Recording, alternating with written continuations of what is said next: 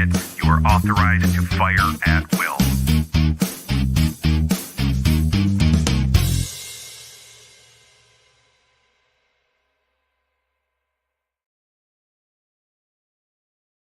Hey, thanks for stopping by Minnesota Black Robe Regiment. This is Season 2, Episode 9 of Libertarian Lowdown. As you can tell, it's only Episode 9 because I don't get the chance to have very many libertarians on as regular as I do my Monday night show and some of my other stuff. So if this is your first time tuning in, I thank you very much. And if you're here because you're here to see Dr. Rectenwald, I'm thankful for that, because I believe his messaging and his viewpoints are incredibly powerful. And I think he comes from a place where maybe not all of us can relate, but we could definitely understand a stark change in our worldviews, sometimes happening to us overnight, and sometimes happening to us over the course of facing our own cognitive dissonance. And that's a little bit of Dr. Rectenwald's story. If you're interested in it, he has a lot of information out there where he tells about his story. He does lots of shows. He's been on with Tom Woods and others. That's how I discovered him. And actually, my friend Jorge pointed me to him to talk a little bit about, when I had Jorge on to talk about the Q phenomenon, he actually referred me to Dr. Rectenwald. And I don't know that we're going to get to that in depth, but we might cover that a little bit yet tonight. So if you haven't yet, subscribe to the channel, like the video, share it out. If you're new to libertarian thought, welcome to the club. For some of the people who watch my stuff, it's a very new thought process. And I'm not a registered libertarian, but I'm finding myself more and more in agreement with them. So if you're interested in what the channel is about, or if you're watching and you'd like to support, please do so. And real quick, before I bring Dr. Rectenwald in, because this is going to be a topic that I know we will cover, I want to tell you just real briefly a little bit of an update about my friend Bob and Sue and their son Garrett. We were talking about a family of military veterans. Sue is a veteran, Bob is a veteran, and their son Garrett is a veteran. Last year, in December, Garrett had a PTSD related episode and he ran out in front of a truck. What a lot of you don't understand is that Bob and Garrett were serving during the same global war on terror that all of us have lived through for the last 20 years. Bob was a special forces operator. Garrett was a ranger. And because of what our country has done by spreading its interventionism and Western imperialism, and no, I'm not against Republican as in constitutional republic type thought. I am against the expansion of Western democracy, if you will, at the point of a gun.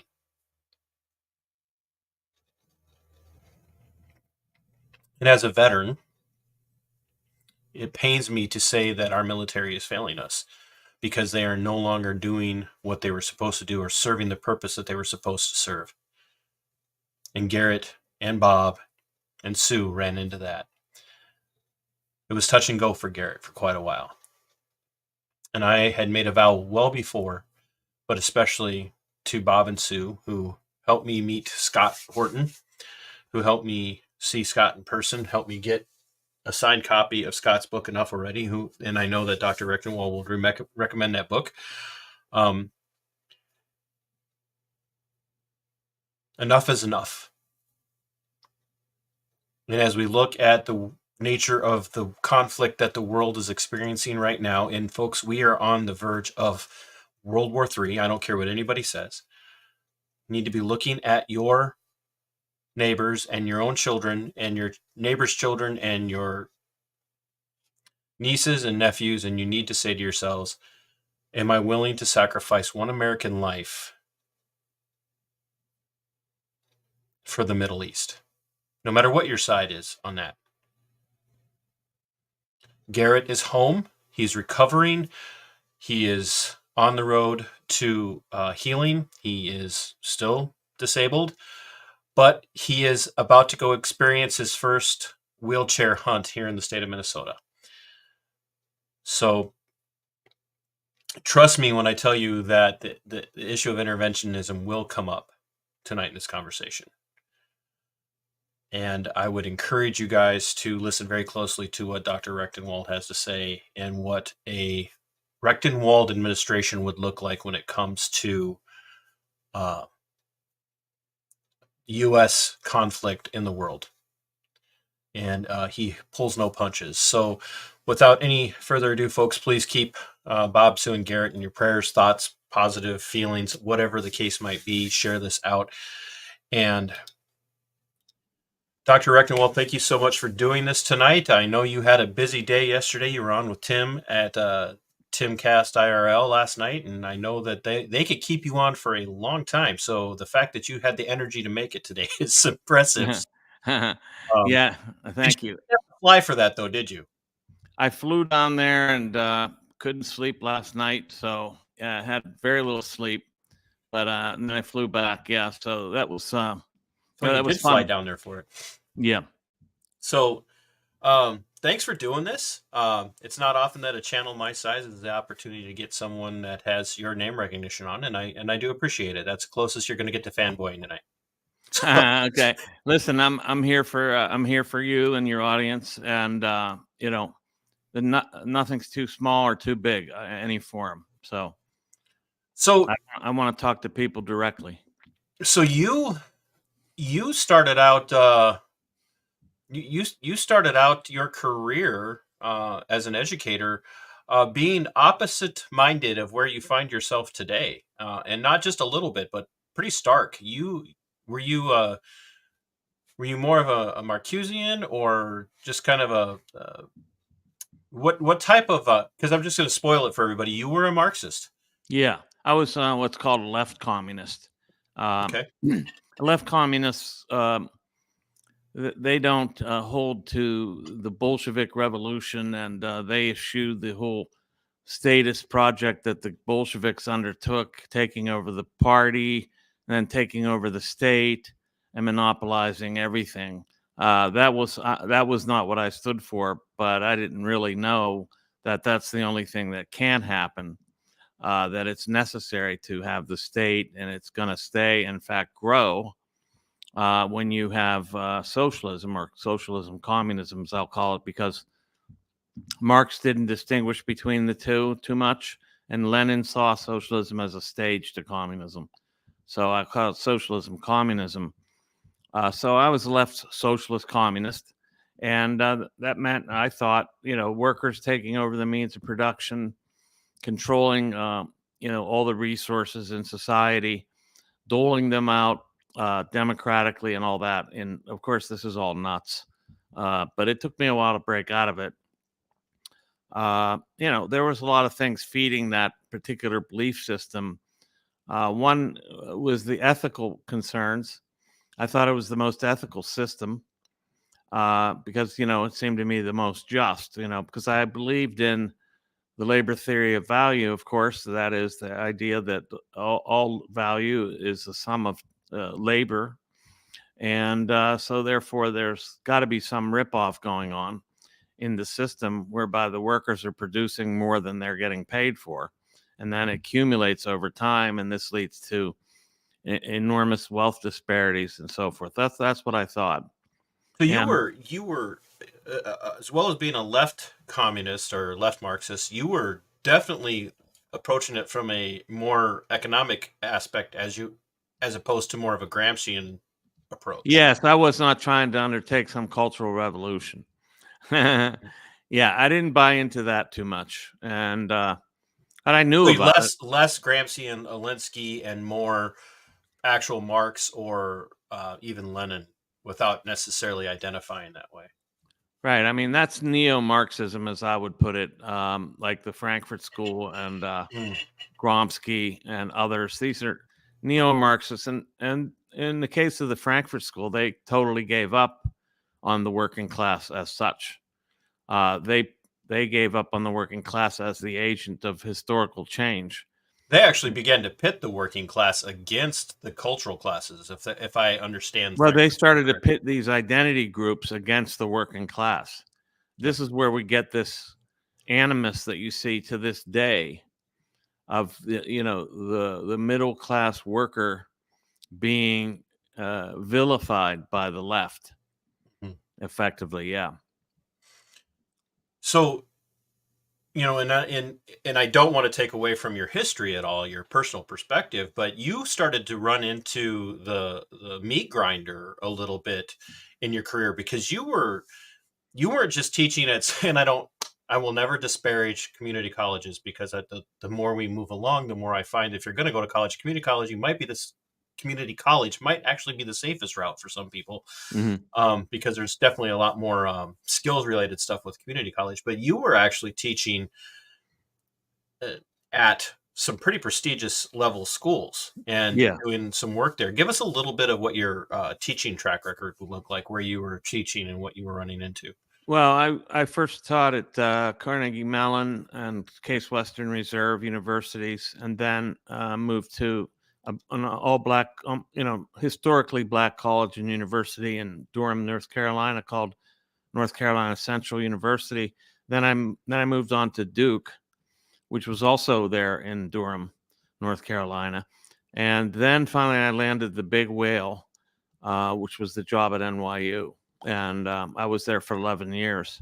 So what I was teaching was, let's take my teaching at NYU. I was teaching basically whatever I wanted to, but it was like cultural history, some history of science, because my PhD was in what's called cultural and literary studies, but I actually wrote a dissertation in the history of science, 19th century British science and culture.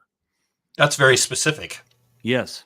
But that's a dissertation for you, correct? You don't want to have a real... It gets narrower and narrower. Yeah.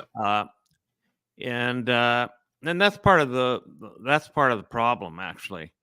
It's a big part of the problem, because this is how they can telecast you into a particular niche, and then you lose track of all kinds of arguments and perspectives that you don't even get to look at. You never even come across these, So I took all these courses in graduate school in literally courses called Marxisms, feminisms, postmodern theory, post-structuralism, theories of the subject, things like that.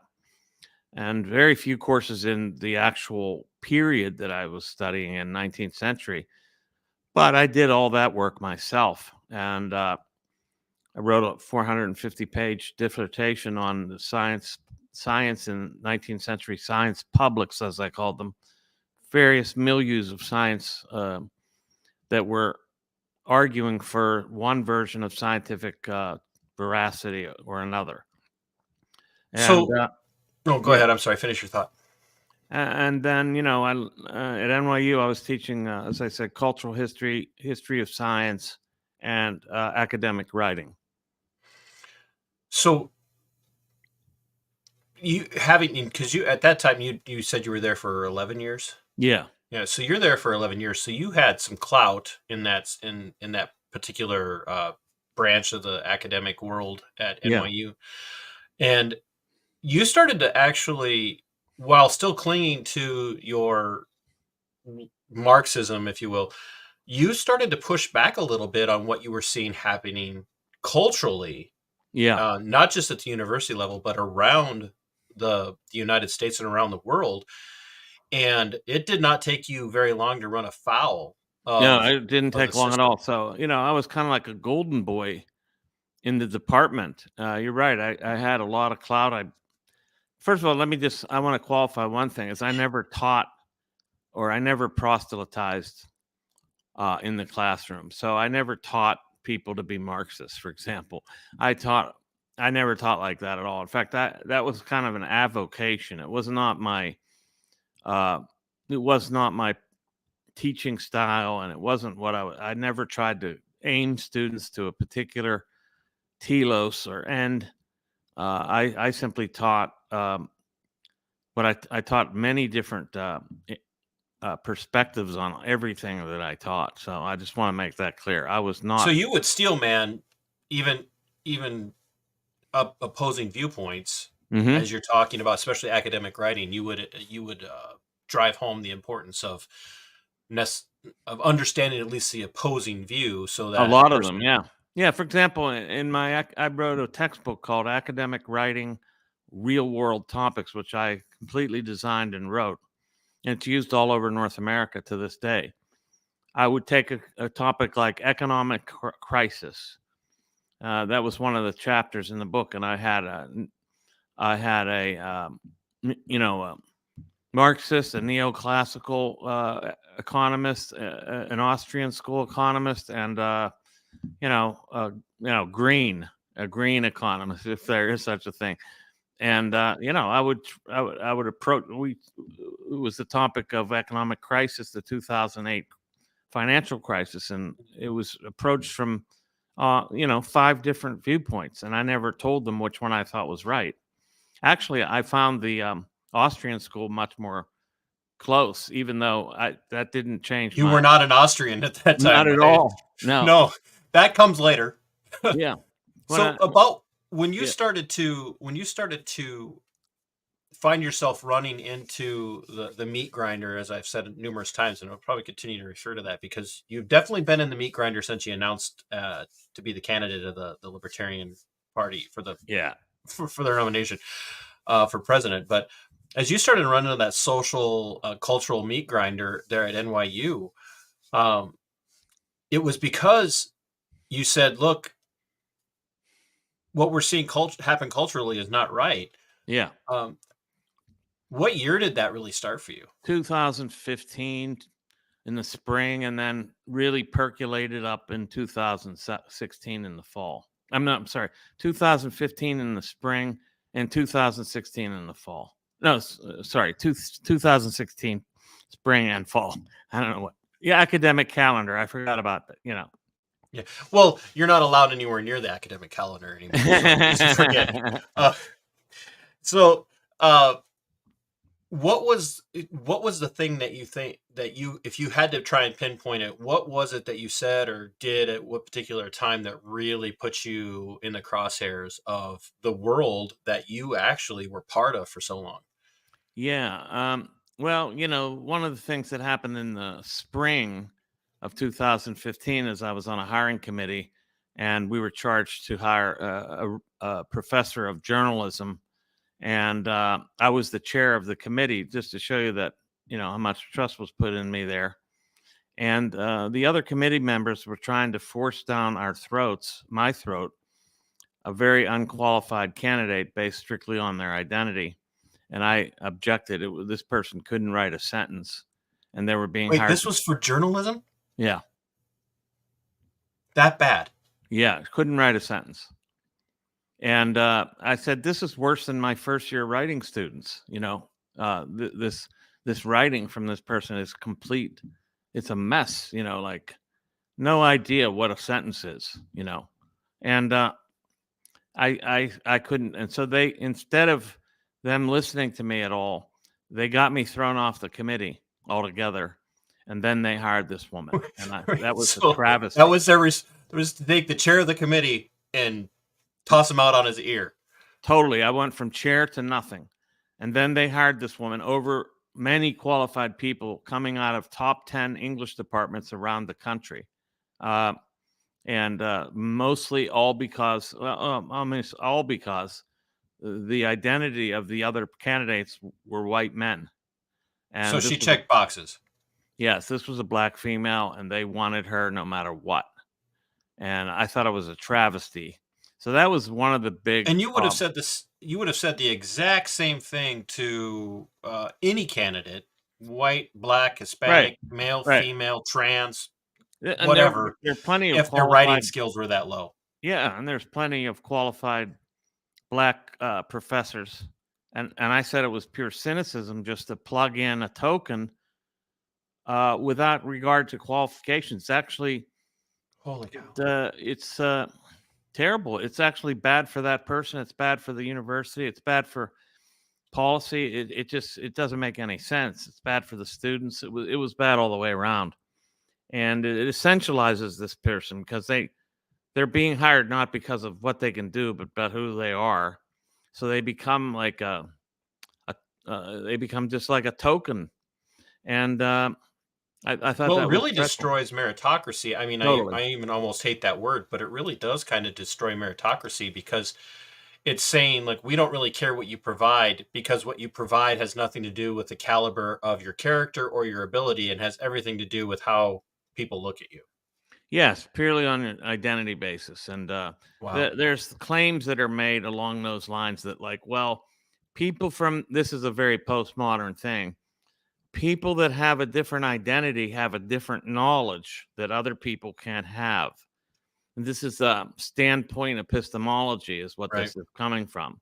So, I don't buy that. I don't anymore. I kind of bought into it a little bit during my graduate school days because you either bought into these things or you were totally alienated all the time, Uh, but yeah, they make these arguments on the basis of standpoint epistemology, like a person's particular positionality and identity in the world gives them access to a particular knowledge that other people can't have, and that's valuable, and we need that. That's diversity. So, I mean, I think the premise is wrong. In fact, I later found out that Ludwig von Mises railed against this in his book Socialism, um, an economic and sociological analysis, and he called it polylogism. This belief that there's different truths for different groups. Which is why, really, ultimately, we hear today people go, well, that's your truth, Yeah. and this is my truth. And then it becomes very solipsistic all the way down to the individual level, so that a person has their own truth that nobody else can access, not even other members of their group, because everybody has this very particular standpoint. Right. And so this is craziness. This is what they use against statistics and all kinds of Right. things like, oh, well, that's my lived experience, though. You can't say that I'm not oppressed because my lived experience is of oppression. And so you could point out, well, actually, there is no systemic oppression of your group in society any longer. There was, but it doesn't exist anymore. In fact, we've virtually bent over backwards and overcompensated beyond belief to grant you things that we wouldn't give others given the same qualifications. So Anyway, yeah, I actually want to touch on that because I think this is a great segue to how you became libertarian yeah, in the sense of of classical liberalism or libertarianism in the small yeah, L sense. yeah, So that is something that even though you weren't, a social Marxist and you were more of a economic Marxist, those are still thoughts that you would have identified with at one time, but you very quickly found yourself saying, no, this social Marxism and I say Gramsci, I'm sure you say it yeah. right. Gramscian, yeah, Gramscian or Gramscian theory, you did find yourself aligned with these people philosophically and worldview wise, just because you were kind of all in aiming maybe on a different track, but aiming at the same end, which was this the equity aspect. yes, that's right. But And then I found that but now, equity, yeah, now you're finding yourself running afoul of this, and yes, that very machine that you maybe would have supported to some degree or another later on now has turned on you, and that you're isolated and alone yes, because that was a very you ended up isolated. out of NYU in no time. Yeah, well, then I started. Then it was another episode in the spring of 2016 where these universities started instituting this thing where you could put in the system whatever pronouns you wanted. And one student at the University of Michigan, I almost remember his name, but I don't quite yet. I mean, I don't right now. And he put in, I thought this was funny as hell. He put in His Majesty as his pronouns. And I thought that was a send up, a brilliant send up of this ridiculous stuff. and I Then posted dare people to not refer to him as His Majesty. His Majesty, because they said they would use whatever pronouns you put in there, and then they balked when it came to this kid. Yeah, his name was Grant Strobel. It just came to me. And shout out to Grant Strobel if you're watching. Yeah, he knows me. He knows me. And then, so I posted a link to that article about that was kind of like making fun of the whole pronoun thing. And I got all kind of grief for that, even from fellow colleagues, from colleagues online. And they started isolating me even further because I was making fun of the whole transgender pronoun wars and all that. So that put me in the same boat as Jordan Peterson, because he came out on the same thing at the same time, by the way. And then I started a Twitter account in the fall. Then they instituted a hotline, a bias reporting hotline, that we were supposed to put on our syllabi, where you put a phone number and an email address that says, if you see a bias infraction in the classroom, you report it to this hotline, and that's basically turns in the professor for making like like some sort of a infraction against Bias wokeness. crime. Yeah, bias crime. And then they were going to adjudicate all this behind closed doors without you even knowing what's happening. You don't have any say in what they decide. That's how. So you don't even know if a complaint's been filed. You don't even know until you get it, and then they determine what the outcome's going to be before you get a chance to even speak. So you have to provide the connection between the victims and the Stasi. So, yeah. So you provide it, but we're not going to.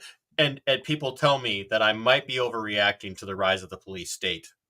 Yeah, I mean, this was right in the university, so this has a very anti-intellectual chilling effect, I thought, where people can't say things because they have a fear they'll be turned in, including professors in particular, because that's who they're really looking at. They're looking to bust these professors for being biased and what's the other term they use? Microaggressions. Yeah, for committing a microaggression. So that was the final straw. So I started a Twitter account called Anti-PC-NYU Prof. And I called myself the deplorable NYU professor. I picked deplorable. Still not like studied out, Ludwig von Mises or Murray Rothbard or any of this. You're you've had it at this point. Yeah. I don't even know about Mises at this point. I'm just like, and then I realized at one point, if I start to publicize what I'm thinking, the thought crimes that I'm having as an NYU professor, all hell will break loose. And I did. You're like, okay. What can they do? Fire me? I'm tenured. It's like, look, what am I going to walk around skulking around and being dishonest about what I really think? Or am I going to come out? And I was asked by a student newspaper reporter to interview with them. And this account had been anonymous, this Twitter account, but I went on the record as myself and laid it out. 2 days later, I was called into the dean's office, and there's waiting the head of human resources, and the two of them strong-armed me, coerced me into taking a leave of absence immediately from that day on. And then I'm condemned by the diversity, equity, and inclusion group. Another thing I would mention, the dean said, we're worried about your mental health. So you must be crazy to be voicing these views, basically. And and quite honestly, there's something to be said for that. When you stand up in the face of such opposition, you might be a little. Yeah, what they're saying is our ideology is so powerful, you must be crazy for opposing it. Yeah. And then there's an old saying, and you probably know the direct quote better than I do, but it is no sign of being a healthy person to be well adjusted to a maladjusted society. Yeah, that's right. I think that's what's his name? Isn't that's the psychologist? Actually, he's associated with the Frankfurt School, wasn't he? It might be. I don't know. I just think it's a great statement. No matter who it comes from, and if it comes from the Frankfurt School, even better. Even listen, I'll take the truth wherever I can get it. And we can Yeah. get into that later because I Right. think that's very apropos with what's going on right now. But and So then they came after you hard. Like, take a leave of they came absence after and me hard. I'm off campus. They're condemned me. Basically, this has savaged my academic career. They condemned me in no uncertain terms. When I came back from the leave, which they didn't want me to return from, they wanted me to stay longer.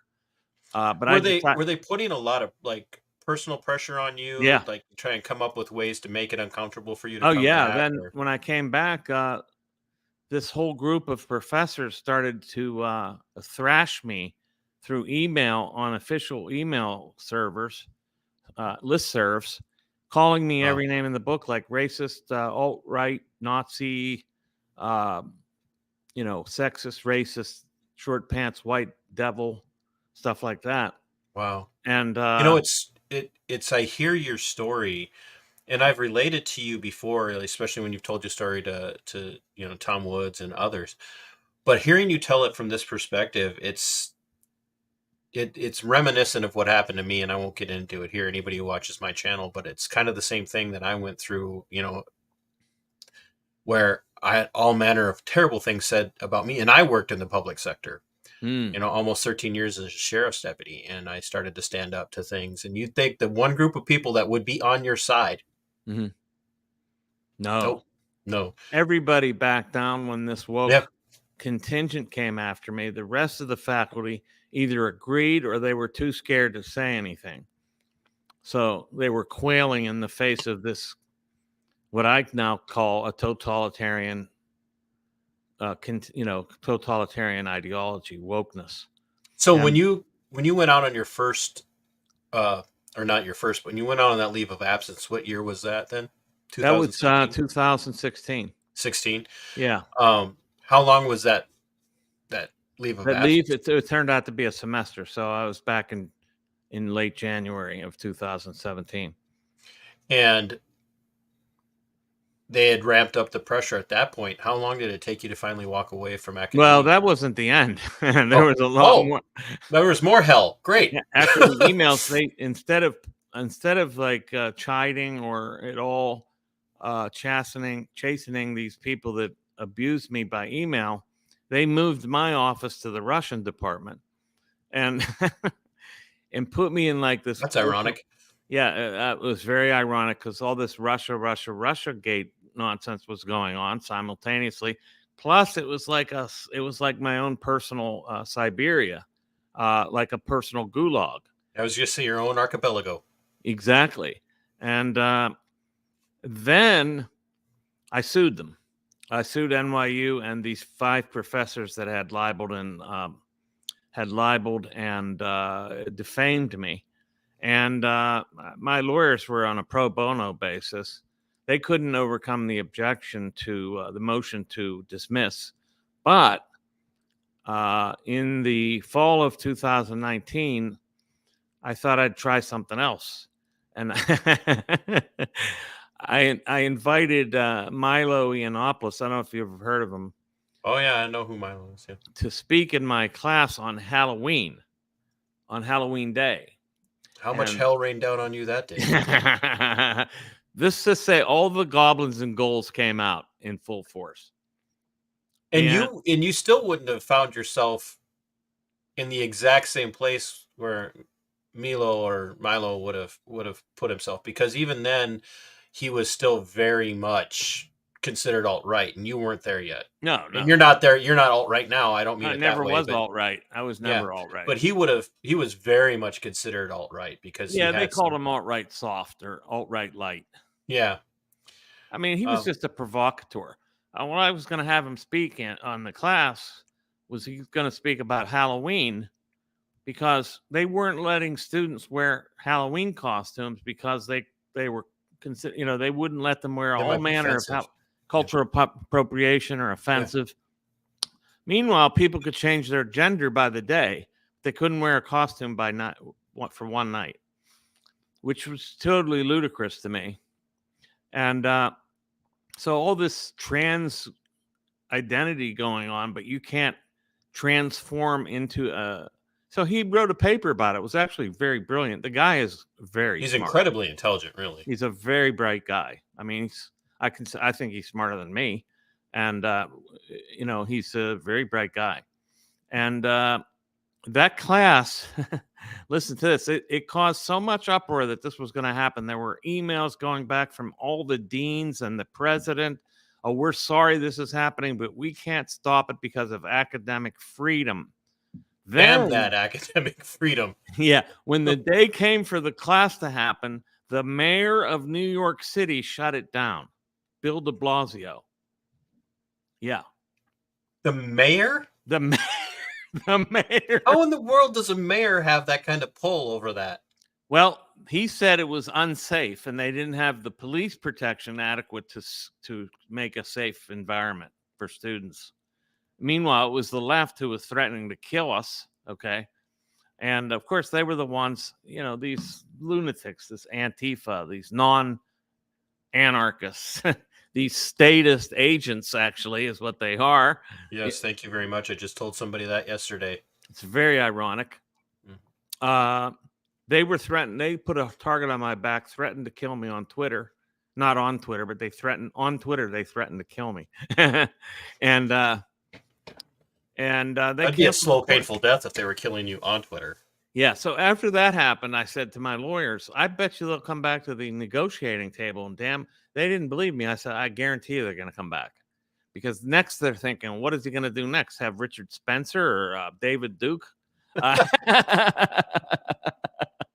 And sure enough, they gave me a settlement and I left in the January 19th, 2019.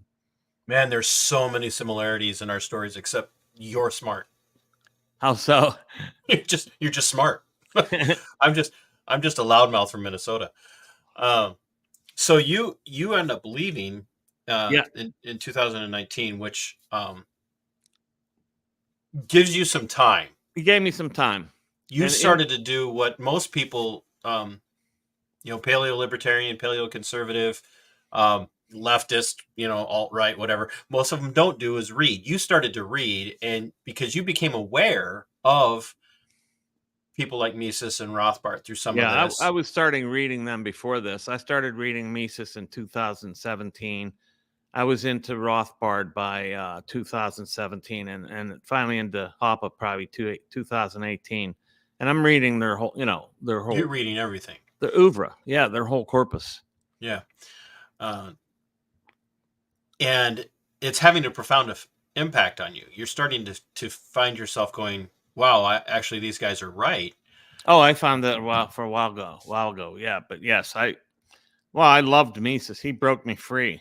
I mean, I knew I was breaking out of Marxism, but he told me why. And here's why you should be free from it. And that was brilliant. It just exhilarated me. I was like, free at last, free at last. This oppressive ideology is off my back. And that's been my journey too. I wasn't a Marxist ever. I went through a really kind of brief, weird area where I was, long time ago. But I've always been center, right of center. Mm-hmm. And it took 2000 and, I'd been warning people for a long time that something major was coming. And in January of 2020, I actually told people this new virus everybody's talking about is going to be the cause of a lot of stuff for us. And I was warning fellow, co-workers, deputies about things. Mm-hmm. And, but I was still right of center in the sense of, mm-hmm. Republicans are going to come in and they're going to save us mm-hmm. because they're liberty-minded people. Yeah, right. And it took what happened to watch Republicans cave left and right as well. And mm-hmm. even, to be honest with you, watching this weird, I don't even like to call it populism, but just kind of the weird supposed populism of Trump rising, mm-hmm. and which leads me to the, kind of the very first time I ever contacted you as well before you announced for president, and I mentioned Q. Yeah. This really weird Q thing that sprung up around him. Yeah. And I was like, I never followed that much. I got to tell you the truth. I never followed it much, and I'm not very knowledgeable. Oh, I didn't follow it. I was just concerned by it. I mean, I didn't even investigate it, is what I'm saying. I never. To me, it stunk of a honeypot. Yes, it was I believe it was a CIA honeypot. Absolutely. It smells like Operation Truth out of the Soviet Union. Yeah, it's a It's way like to page for capture page. the resistance or the opposition, mislead them into a cul-de-sac, and then ambush them. Yeah, that's really what it felt like to me. And now we're starting to see some of the major leaders of that movement are going, yeah, this was all a trap. They're coming out and saying it now Oh, because that's right. you can, Okay. Wow. well, General Flynn, who was a big one in it, is now saying, oh, yeah, this was all a big mistake. Yeah, he should have known better, really. Yeah, you would think, but that says a lot about our military leadership. Mhm. But you're studying these guys, and then you start to write during this time, Yeah, and you've cranked out a lot since then.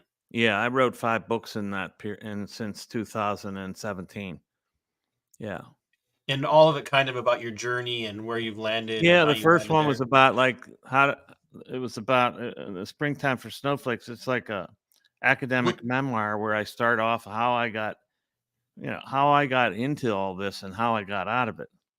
And why it does goes. that feel a little bit like a play on Mel Brooks's Producers? It is.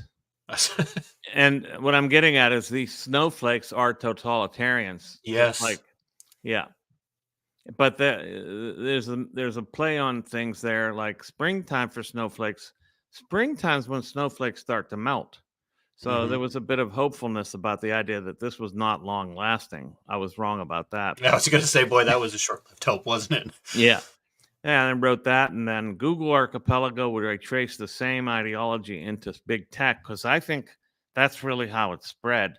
Yes. It started in academia, and big tech spread it all over the world, social media and all that. So By that's design, by not by accident, by design. They I saw think so. this and they jumped on it because it was a cash cow for them, Yes, ironically. I think so.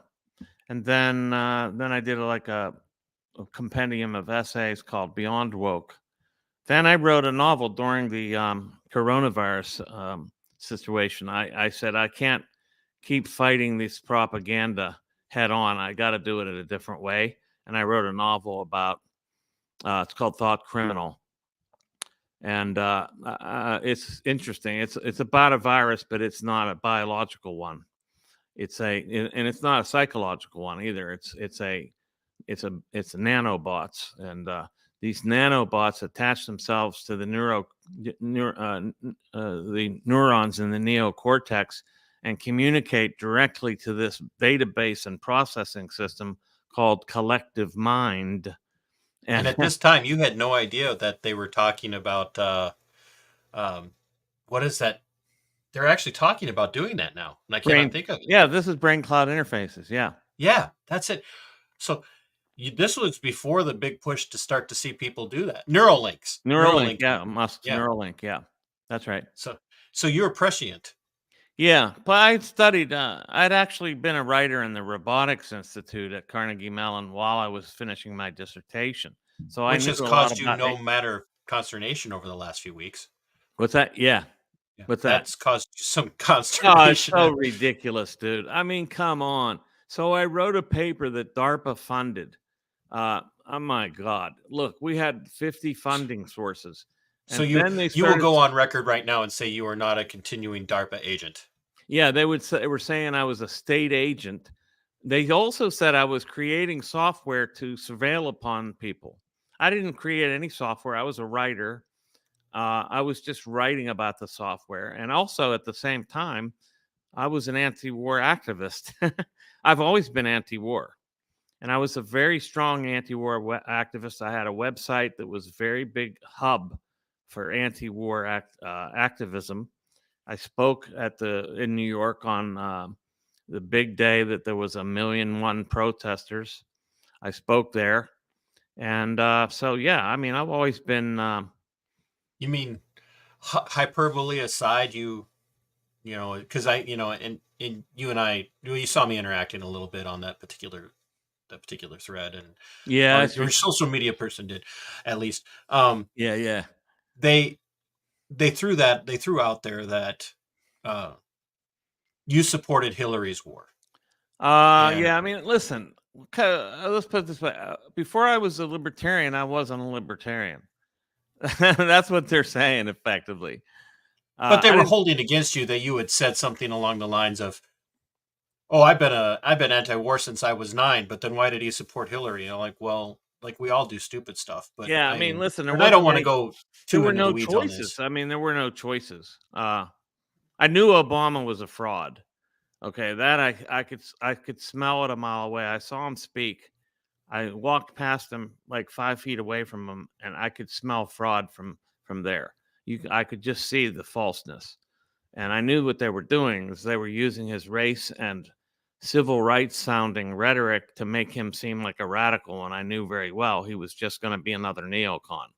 And turns out I was right about that. Just like I knew He likes to before bomb people. before the Iraq War, I called it. I said that Bush would bomb Iraq. I said this before. I said this in February of 2001, way before 9/11. I said they will attack Bush is going to attack Iraq this year, and I was right about that. Yeah, that ludicrous claim is. I'd like to meet one person who hasn't received some money from the state. Well, in this there again, this is so many similarities, and there again, yours is on a much grander scale because you're running for presidential nomination, and I'm just sitting here once again, just hosting a show from Southeast Minnesota. But Don't I disparage yourself. You're doing great, man. I've actually had much as I was fighting my fight with the sheriff's office. I had a lot of people that I thought I was aligned with coming out and going, "He's controlled op. He's controlled op. He works for the sheriff's office.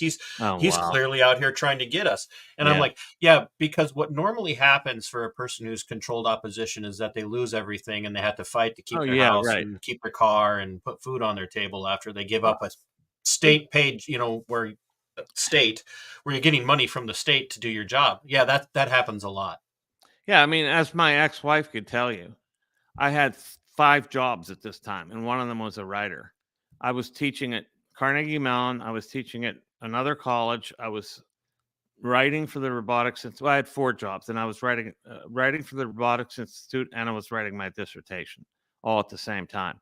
So I had 3 kids. I had to make money. I didn't want my kids to suffer over the fact that I was going in. I was a late stage starter in academia. So I didn't want them to have to suffer more And than. it wasn't like it was out of keeping for someone who had Marxist ideology to work for the state. Yeah, that's right. It's not But I out of wasn't really working for the state. They granted some money to do certain correct. But what I'm research. saying is, Yeah, it's not like you were going, "Oh, I'm sorry, I'm a Marxist, but I can't take your money." Like right. you weren't Yeah. gonna. That's Yeah, not and I the know way it there's a works. lot of people that come from a lot of people I've met are very commonly come from the neocon right and end up as libertarians. And really, there's no big difference because the neocon right is war socialism. It's Right. war socialism. It's socialism of another type. They're taking resources from the private sector and distributing it to the state, effectively against the will of many people. And it's and then that goes on to kill people. So And that's why I point that out to people all the time. I actually stopped using neocon because I think I've heard you talk about this. Not everybody understands that.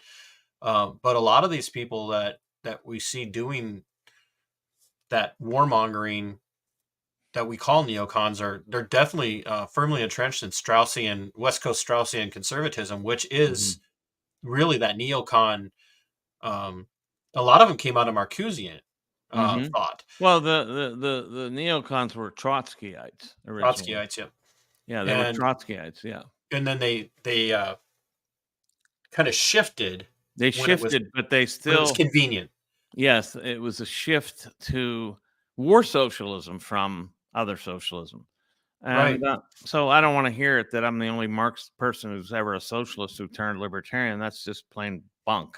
Well, and I probably same people who told me I should change my entire format for you coming on tonight would probably go, "Well, you're being so softball with him." But I'm sitting here going,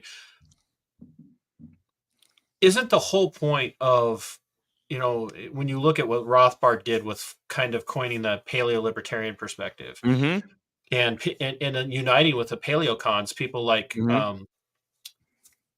He supported Pat Buchanan at Pat one Buchanan. point. Yeah, exactly. I mean, Buchanan. what And then he actually supported. Hello, people. Rothbard, Murray Rothbard, the founder of anarcho-capitalism. He supported Pat Buchanan for a for while. president. Okay, Yeah. so give me a break. Because Buchanan was right on so much stuff. Yeah. But when you look, isn't that the kind of the goal of the small L libertarian mindset? And you would hope by identity, the large L libertarian party would be to see people come out of Marxism, to come out of neocon perspectives, to even come out of, here in Minnesota, I use normicon, this normie conservative perspective, and actually see them come over to the paleo-libertarian, paleo-conservative libertarian mindset. And instead of holding everything about their past against them and saying the goal here is to belittle you and besmirch you for everything, so that for what? Why? Well, No, there's a goal. There is a goal. Praise and applaud the change in perspective so that we can be united in the fight against the state. That's ultimately exactly. So there's, I think what this is purely political what they're doing. If they didn't have a this candidate they're attached to, they wouldn't be doing this. And if they didn't think that I was a real threat, they wouldn't be doing this. So, I mean, that's. And my offer stands, and I know you saw this. My offer stands to that person who says they have all this evidence. I said, fine, come on my show. I don't know. Yeah, I mean, they're going to come up with all this. Is like, actually, this experience has made me realize that so much of what people say is totally nonsense. Like, I will just say this. Like Vivek Ramaswamy received some kind of grant from Soros's brother, and now they're saying he's a WEF globalist. Now, I don't like the guy for a lot of other reasons. First of all, he has no principles. And he just threw his hat with Israel, like, oh, yeah, we'll fund them till they don't want it anymore. Yeah, like, when are they going to say, well, that's going to be any money? Oh, please stop. But still, I can see that a lot of the things that people say are just patent nonsense. So it's he got when you get so invested in a person or a cause that you will throw things out there, and I make offers and to a lot of people, hey, come on.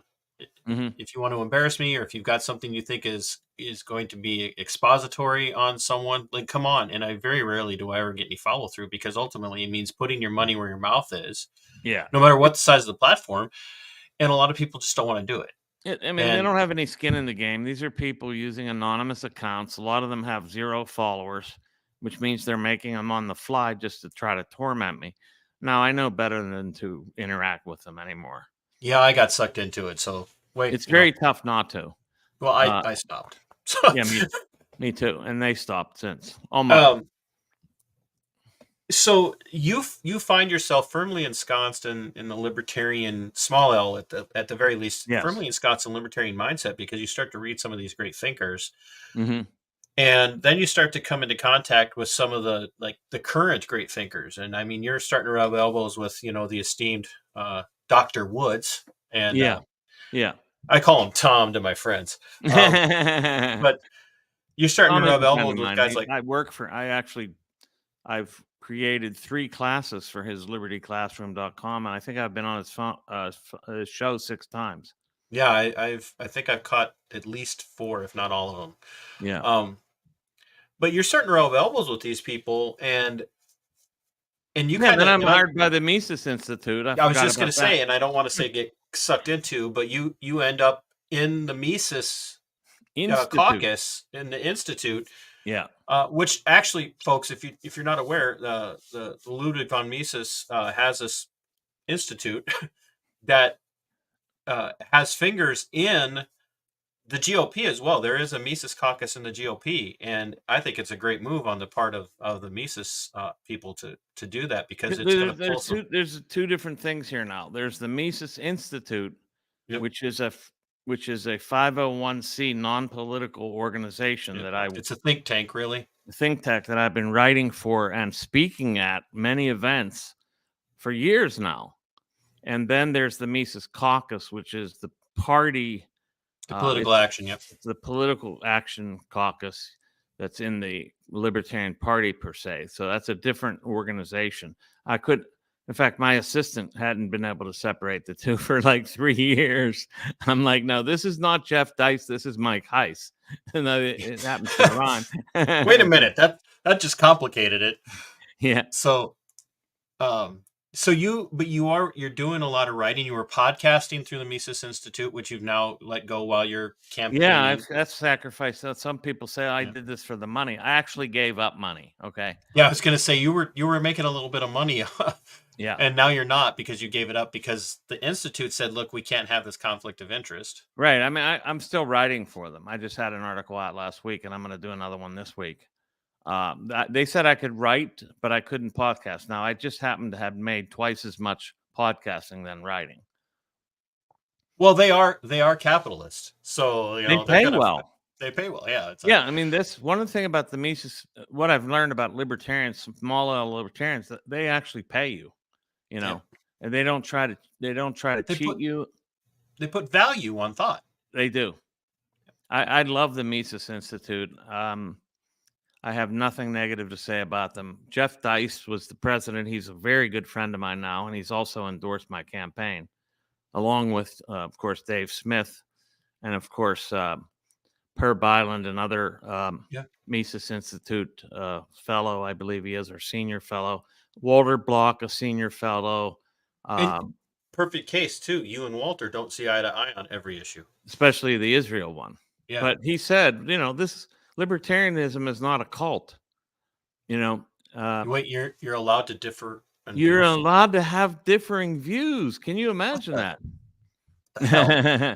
And we differ on immigration, too. I hold the Hoppian line. He has a different view altogether. So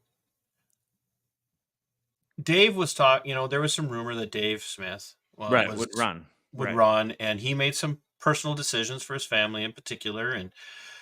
And there are, I've had Mike, and I'm sure you're aware of who Mike Tremata is. Yeah. I've had Mike on now a couple of times to talk about his campaign, and I think he's a great candidate. My dream ticket right now, since the two of you are both in, I would love to see you guys as president and vice president candidate together. I think that would be a very nice man. I like him a lot. I think that would be unstoppable, no matter which way it broke down. But so it's not like there is, a dead doldrum of candidates running for the Libertarian nomination for president, which there's very rarely is there ever a boredom when it comes to Libertarian candidates for president. But you do have some other people out there running. Mm-hmm. But you are running specifically at the request of some people within the Mises Caucus. I'm running at the request of the Mises Caucus officially. Yes. And they officially endorsed me. And so that's kind of weighty considering what happened in the last couple of years. Yeah, it's very weighty. It's I wouldn't have done it if they weren't behind this. I certainly had no idea of doing this. I had no political ambitions at all. You were just content writing and I had a nice I still have a nice life, but it was comfortable. And so now you're staying up all hours of the night and it's a lot harder. So look, why I did it, it's not I had a platform already. I already had a big audience. I was selling books, I was writing, I was podcasting. I had 7 streams of income. Did I do this for the money? No. In fact, it's quite the opposite. And I put my own money into it to the tune so far of, I think, $20,000. So, yeah. Only 20 million more and you'll catch up with Trump. Yeah, listen, we're relying on, I don't think money is the key. Right. Frankly. Look at that guy, Oliver Anthony, the singer who was like in a barn one day, and then the next day he was, making $1 million from one song. So, I mean, anything can happen, but I'm not saying that's going to happen. I'm just saying I don't believe money's the key. I think it's Well, if money is the key to an election, especially when you're running for a nomination for president, then nobody but a Democrat or a Republican should run, which is really what we've run into over the yeah. last, No, I'm not I don't saying it know, like doesn't. 60, 80, 90, 100 years. I'm Is not that saying it's it doesn't matter, but in the Libertarian Party primary, it doesn't mean much. right.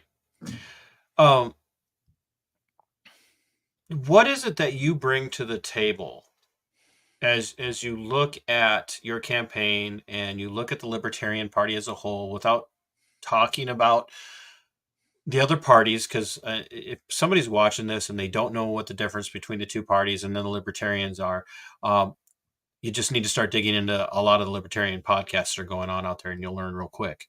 Mm-hmm. But what's going to set you apart from the other candidates? Who is it? You've got Mike Tremont, you've got Josh Let's Smith. not list them all. We know who they are. There's a bunch of them, but yeah. What sets me apart is I have way more reach outside of the Libertarian Party per se, outside of the enclave. I have a big audience that I reach beyond that know about me from all the other things I do, and I'm already drawing these people in, like Judge Napolitano. He just endorsed me, and I think my education, teaching, the professor gig. I think this is what part of this role is, to be an educator. And then it's part of it is to know a lot of the issues that I know about that right. a lot of the other candidates don't know about, like the whole stakeholder capitalism regime and the ESG and the techno tyranny and all of that, which I've written about extensively. And I know that I know the hardcore libertarian principles very well, and I'm very studied on all this. And I don't think I'm boring or in fact, if you look at that interview that I did last night, maybe this one's a little calmer because this is a different pace. And, just titch. I mean, I don't think I was boring. Well, you stood your ground early, and because you had a couple of times where they were really kind of coming down on the side of, but you can't blame them, and yeah, right, and I want to go there because you have come out very vocally, not against Israel in the sense of they shouldn't be a state. I've never once heard you say anything about Israel not existing as a geopolitical nation, but you've said that they're doing some things that are equally, if not maybe more so, immoral compared to their avowed enemy, which they say is Hamas, but the way they're acting, it seems to be Palestine and the Palestinian people as a whole. And you said something that I've been saying, and it was really nice to hear someone with your voice and platform say it, which is, if we're really this, and I'm paraphrasing you, of course, and if you disagree with my paraphrase, I think I'd I love know for what you you're to correct going to me. say, and I think you're right on. If we are really talking about Israel being a morally superior people, then is it not imperative on Israel to be a morally superior actor in the sense and not do what we are just condemning on the part of Hamas? Exactly. I mean, if they're morally superior, prove it, show it. Instead, they're doing outrageous things right now. I think the numbers are higher than what were being reported. The West and Biden says it's less, and that they're lying. The health authority there. I think it's more because there's people still buried under rubble, and so I believe there's probably 10,000 people dead at least. Many more injured. Another 20,000, and 3,500 plus children, which is more than was killed in any in the whole world in global conflict in the year 2019, 2020, 2021, and 2022, not combined, but each year. The average was around 2,200 children killed a year. They've killed in 3 weeks or a little more. They've killed 3,500 children. It's an abomination. And here's where we run into so many problems, Dr. Rectenwald, is that the minute you say that, the naysayers come out and say, well, you're not condemning Hamas. And I'm like, oh, what? I've already said it. How many times do I need to say it? And if I'm going to say anything critical of the state of Israel, Right. And this is what floors me about libertarians in particular. And you've said this. People have asked you, and I'm gonna ask you and let you put it in your own words. What's the greatest threat to the American Republic right now? The state itself, our own government. And libertarians applaud that. Yeah. For the most part. They should. But yet we look, and even within the Libertarian Party, the big L, and not just, but even the little L, the mindset, the libertarian philosophy, there are people who are taking everything that the state of Israel says and say, oh, that's 100% true and should be unquestioned. If you question it, you are, throw whatever terminology you want on it. Right. Anti-Semitic and all that. Yeah. Or a terrorist, or you're either with sympathizer. Yeah. You're either with the terrorists, or you're either with us, or you're with Hamas. Effectively, is what they're saying. And it's just ludicrous. I will not fall into that ridiculous dichotomy that they're trying to oppose on me. And I'm going to speak what I think is true. And I think it's demonstrably is true. That this state is going to do way more damage to people than Hamas did. Hamas is a non-state actor. That's a region that has no statehood, that is being pulverized, and they're a captive audience. They're shooting fish in a barrel, really. Yes. And I want to get a little bit to your philosophy of running for the nomination for president as a libertarian, but I think this is a great way to lead into it. When you think about the ability of nations in the Middle East in general, but especially the state of Israel, when you think about the ability of the states in the Middle East to continue on with conduct like this, my perspective is that the United States in particular, not the people, but the state itself, are the ones that facilitate this around the entire Middle East. Oh, yeah. I mean, absolutely.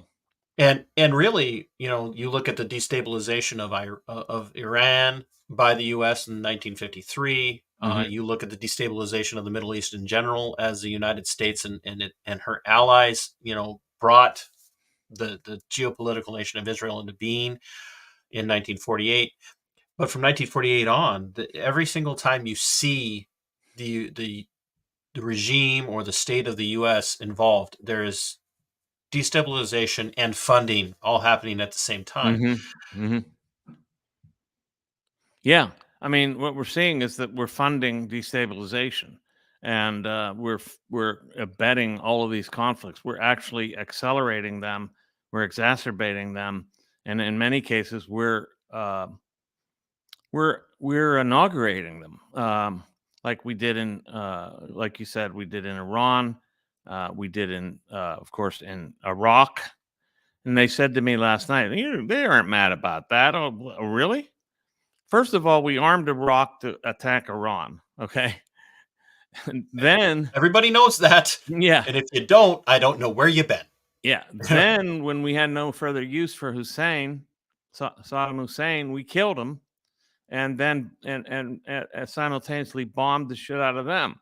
And then we went over and did Libya, and this created ISIS, which then actually we fought with against Assad in Syria. Right. I mean, this is crazy. There was one point in which the military was funding one terrorist organization and the CIA was funding their opponent in Syria. Your tax dollars at work, ladies and gentlemen. Yeah. I mean, look, we have had a huge impact on that region, and there's blowback, as Dr. Ron Paul would have said, and did say, and still says. There's and he took that directly from the CIA. Yes, that's their term. Their term. They coined that phrase. They coined it, and they produced it. They're also the authors of blowback. Yeah, they author it, and they coined the phrase and warn us we're going to get blowback. And Ron Paul warns us about it. Buchanan warned us about it. Yeah. And yet people are out there, and I just had a conversation conversation with an avowed libertarian from out on the West Coast today, who's like saying, never again, referring to the statement by Netanyahu and others in Israel, like, we just can't let this happen. Now, I don't. Well, there's another factor, as I pointed out last night, is the IDF killed a few hundred people themselves, Israelis on Israel's soil. According to their own people giving eyewitness testimony, Yes. like they were shooting at us. It was, yeah, and they actually, from Apache helicopters or some kind of helicopters, they fired missiles at houses and blew them up. And reduced them to rubble. And there are if you don't believe us, folks, there are plenty of reliable sources. The thing is you gotta step away from your. Retz said it. Not only, yeah, that right there is perfect. So let's talk a little bit about the libertarian philosophy of, I do a lot of think local, act local encouragement in my area. Try to go out and cover school board meetings, go along with people who are having trouble with their school boards. County commissions, I've covered some stories, here in Minnesota and other places where, people are literally removed from county board meetings for, asking questions. And I like, folks, if you want to see it, just let me know and I'll more than happy to share the links with you. I've got video proof. I'm going to my own city council meetings now. I'm going to be going to my school board meetings. And that's really kind of the libertarian mindset, is think local, act local. And but here you are running for the nomination for president. Yes. And I've heard you allude to the fact that there would have to be kind of a perfect storm of things were you to get the nomination for you. A lot of really key things would have to take place for you to actually step in, win that nomination, or not only win the nomination, but actually win the election. Yeah. And I'm not saying that to be disparaging towards the Libertarian Party or to you, sir, but there's just a lot of things at play here. But there's a deeper philosophical perspective on the part of you and the Mises Caucus and the Libertarian Party and libertarians as a whole as to what the importance of a solid run for president by the libertarians means. It's very important to have a leader of the decentralization movement. So the philosophy is decentralize, localize, and nullify, and create our own parallel structures, and to wrest power from the central government and vest it in the people at the local level. That means that the wreck the regime slogan and campaign slogan means not Michael Rectenwald wrecking the regime. This isn't a white knight riding into D.C. and using the same levers of power that we're trying to dismantle the state. This is trying to erode the power of the state from the bottom up and implode, to produce an implosion rather than, a coup. And so that's really what it's about. Why did we have then a person running for president? Because there needs to be a vocal person at the head of this talking about this whole movement. Yes. And this person needs to know what they're talking about. And that's why they chose me to do it. And part of that's, it sounds almost counterintuitive, but it really is about ballot access. Because if we want to, not all of it, but a good chunk of it, a part of it is ballot access, because it's so hard for genuine libertarian candidates who actually have the right libertarian philosophical perspective to run, because a lot of times just to get ballot access in a state, whether they're running for Senate or House or something else, they've got to jump through hoops that a person puts an R or a D by their name don't have to jump through. Yeah, that's right. Ballot access, and of course matching funds that we don't get, and other debate, national media, all of that. So we're up against it. It's a rigged system, but this campaign isn't strictly about unrigging the system, as one of the other candidates has made his campaign about. This is about undoing it. This is about wrecking the regime altogether. And that means taking away their power by virtue of local power. There's no way to beat this thing from the top down. No. No, which would be counterintuitive anyway. yeah. I mean, like Kennedy's campaign is all about him going in, fixing this, fixing that. Good luck. And furthermore, we've been told that story before many times. That's Yeah, an I can old think of a record. candidate who actually won and told us he was going to do that and then did none of it. It can't. Our power doesn't lie there. Our power lies elsewhere, in ourselves and in our local self-determination. And you brought up a phrase that I love to hear people talk about, which, is a favorite of like the 10th Amendment Center and guys like Tom Woods, which is nullification. Yeah. Which is really getting strong candidates at the local level, even at the state level, to say, kind of thumb their noses or flip the middle finger to the federal state and say, no, we're not doing that. Yes, that's right. And imagine how if we had footholds in so many townships and towns and cities and states during COVID, how different 2020 would have looked a heck of a lot different. Just think of how different things would have been. And that's what we're talking about. So let's go ahead, finish your thought. Yeah, that's all. Just it's a dismantlement from the ground up. And this goes also for the Fed, because we're encouraging the use of parallel currencies as against the monopoly over money that the Fed holds. In other words, don't let them force you into central bank digital currency, folks. Yeah, that's for sure. And I write all about that in my last book, and I've been writing about it elsewhere. Central bank digital currency is the completion of the totalitarian circle. It would be, unless we have parallel currencies in place when it comes out, we're doomed. Absolutely.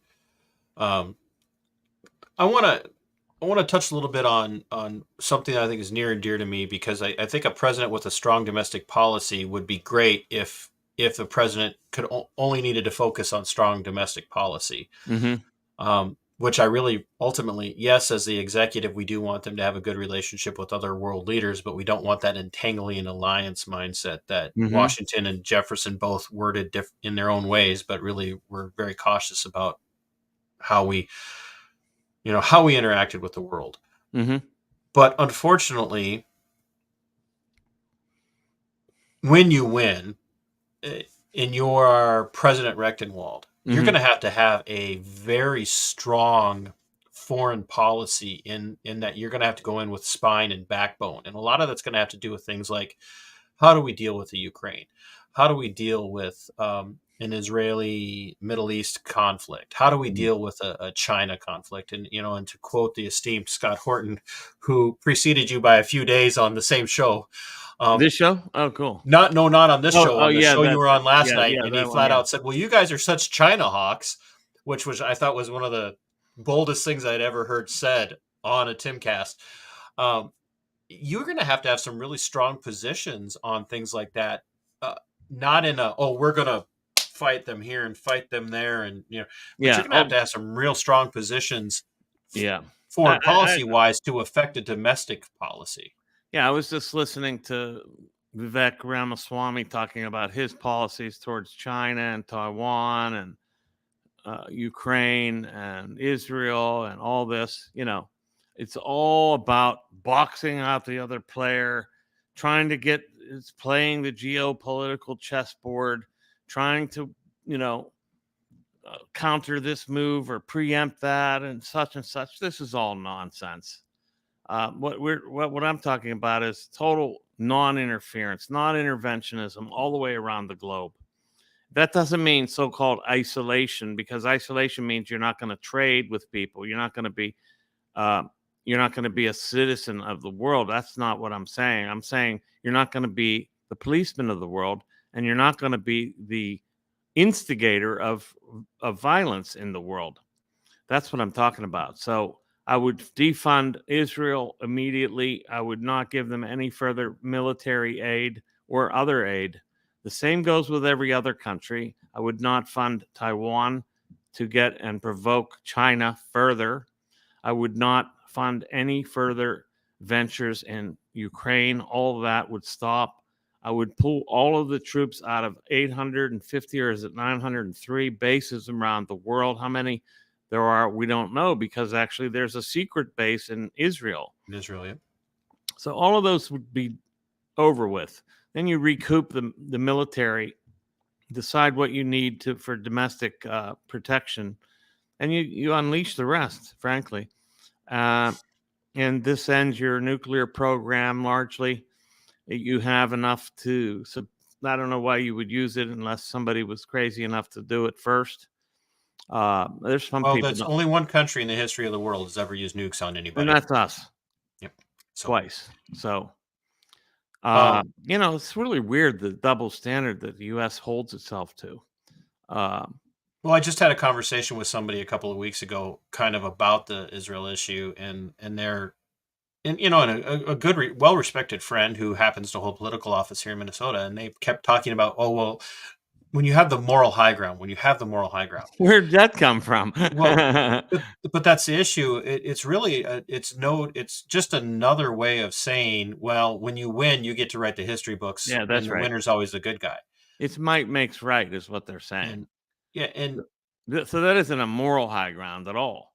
It's a power. It's power is all it is. It's a power high ground. Yeah. Yeah. And you're wielding it over these other places. And since you get to say what was good and bad, as you said, in history, then you're writing the narrative that dominates the whole world's thinking. And that's what makes you have so-called moral high ground, because you're writing the story. And that's ridiculous. So, look, we could really it's still not too late for the But US. you would open up trade with, just so people understand, you would open up trade with China.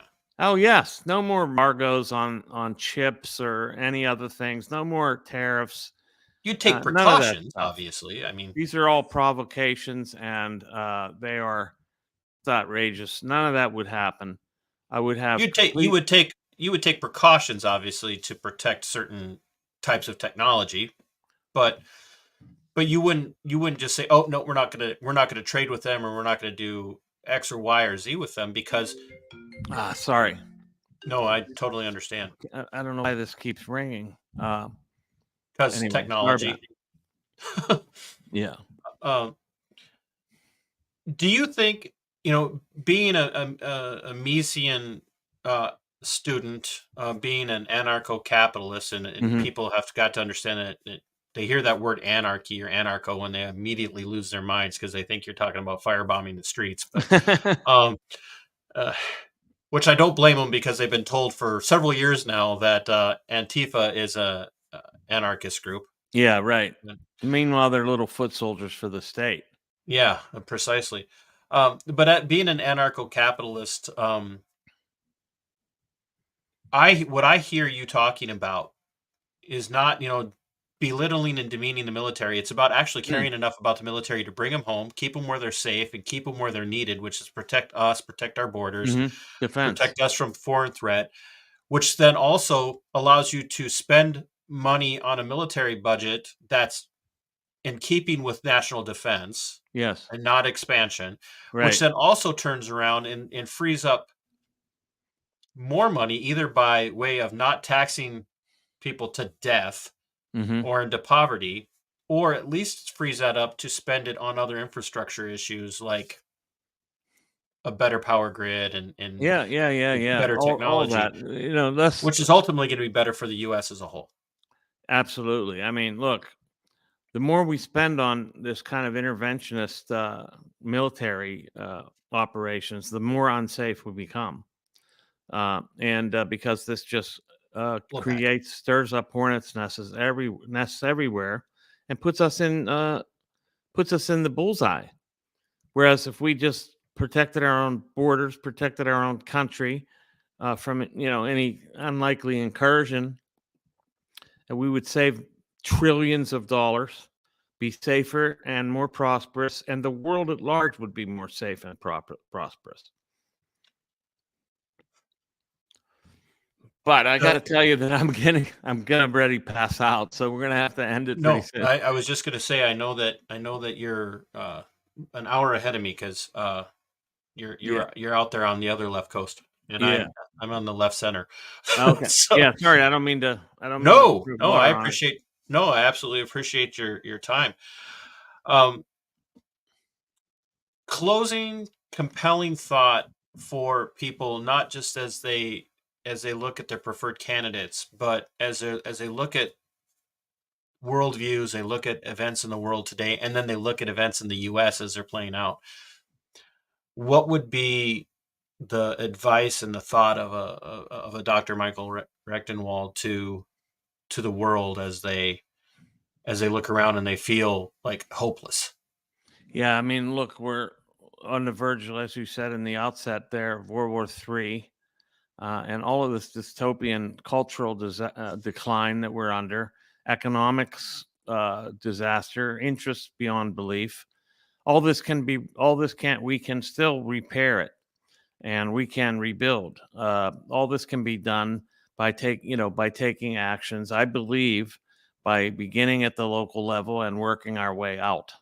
And I also think that getting this message out there and making it heard and getting it across, even to force the other parties to move in our direction by virtue of pressure that we put on them.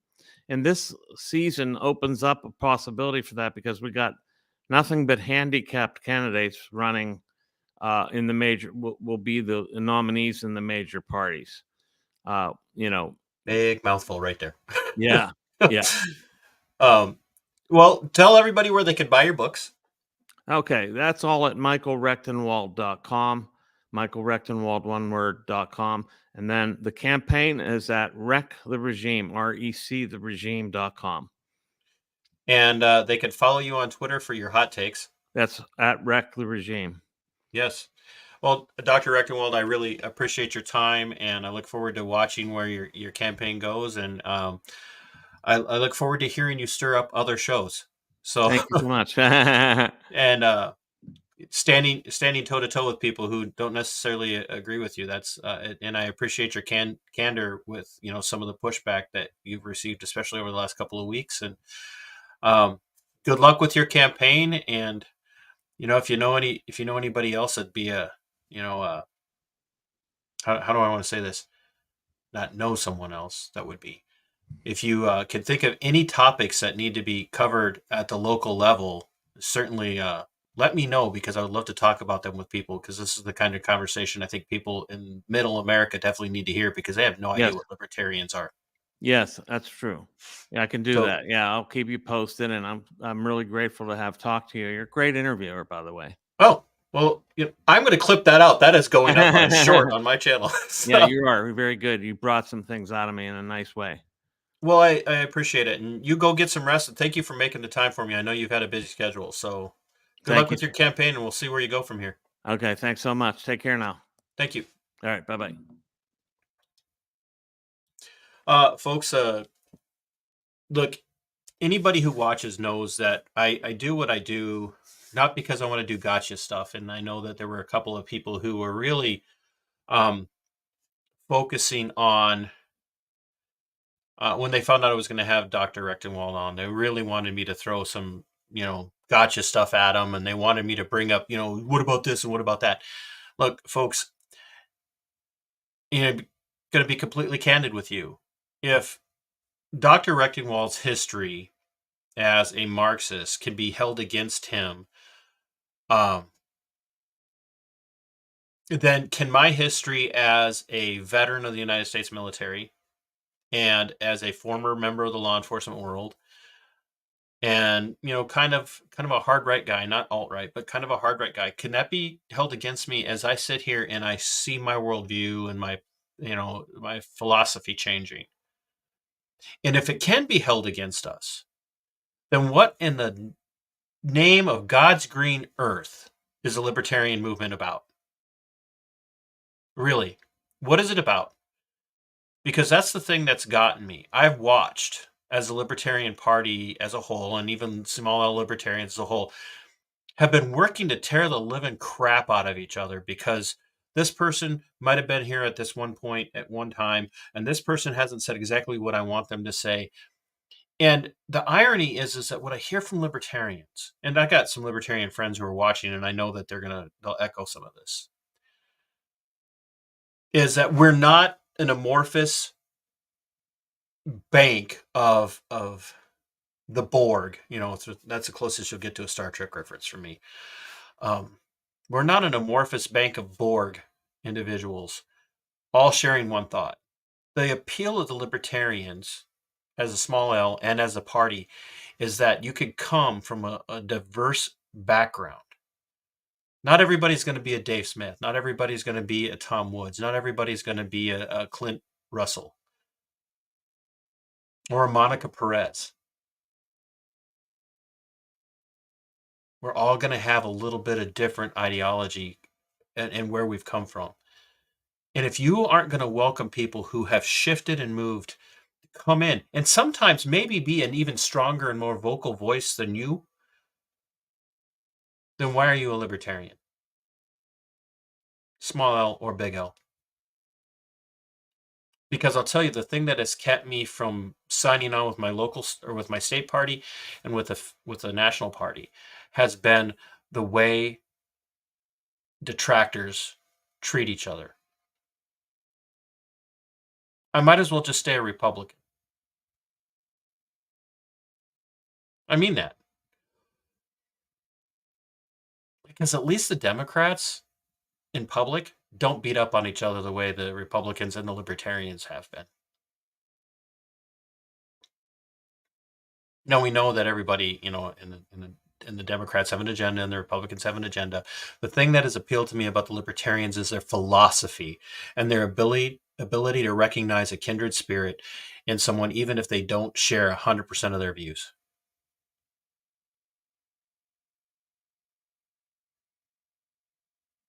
I'm an abolitionist when it comes to abortion. Am I discredited from being in the Libertarian camp? I believe we should have tightly controlled borders currently. Does that discredit me or eliminate me from being in the Libertarian camp? I agree with Dr. Rectenwald. We should stop funding Israel. But there are libertarians out there that think we should send even more money, which just blows my mind. It just blows my mind.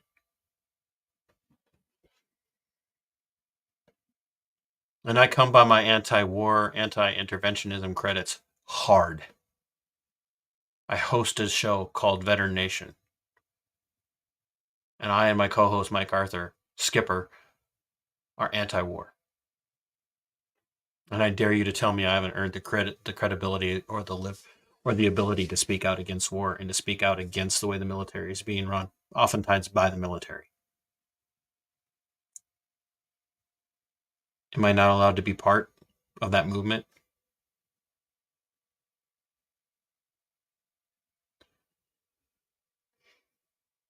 I think that the libertarian movement has a real chance of making some strong headway in the United States at the local level and even maybe at some federal levels.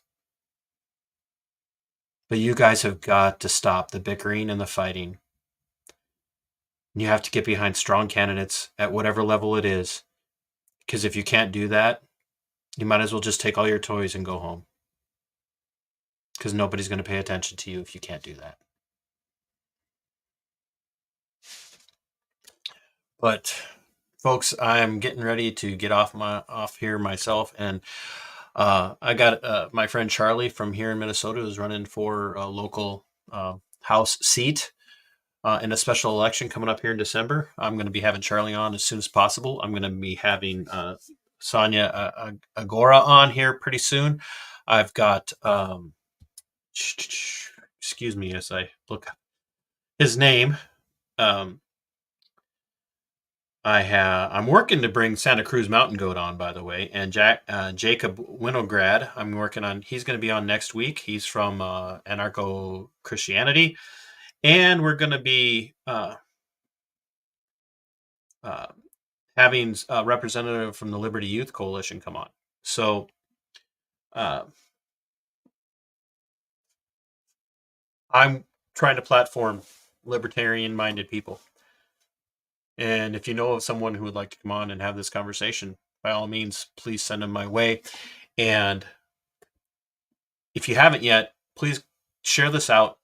Come back after it's finished processing and comment. Drive this up in the algorithm, because I really think that Dr. Rectenwald makes some really good points. And if you know of a better candidate, support them. But support them for the positive that they bring. Not just because they're not the person you don't like. So as always, my friends, thanks for watching. And until next time, fight for your liberty. It is yours. Fight for your freedom. It belongs to you. And Sic Semper Tyrannis. We are going for liftoff in T-30. Stand by for further instructions, Minnesota Black Robe Regiment. Secondary guidance systems engaged. Minnesota Black Robe Regiment, it will be on my mark.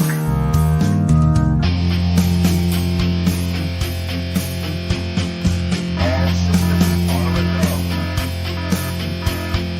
All systems are a go. Minnesota Black Robe Regiment, you are over the target. You are authorized to fire at will.